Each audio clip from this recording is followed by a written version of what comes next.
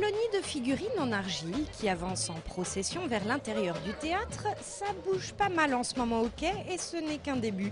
Ça bouge pas mal parce qu'on inaugure donc aujourd'hui la ponctuation Planète Terre, présentée par Open Arts au quai. Donc un temps fort artistique avec un spectacle et 3 installations autour des défis environnementaux.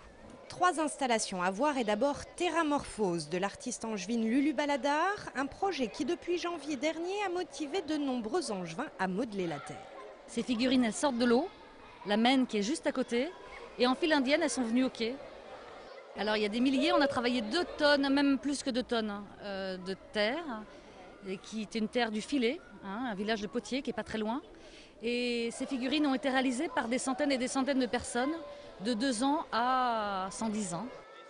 Deuxième installation dans une sorte d'escargot géant scénographié par l'atelier angevin Lucilum, c'est l'exposition Réfugiés climatiques. Un projet mené par Argos, un collectif de journalistes engagés qui s'intéresse à un enjeu majeur du XXIe siècle, le réchauffement climatique. Les photos ont été prises au Bangladesh. A priori, on devrait avoir aux alentours de 200 millions de réfugiés d'ici 50 ans d'origine climatique, donc liés aux conséquences du réchauffement climatique. Donc c'est énorme. Et ce que veut dire le collectif Argos, c'est qu'il faut dès aujourd'hui s'occuper de ce problème. Relâche, la 3e et dernière installation est constituée de cordages, de boutes récupérées dans la baie du Mont-Saint-Michel. Pour l'instant, elles sèchent, mais bientôt elles seront assemblées pour tisser un lien géant qui reliera le quai à la Maine.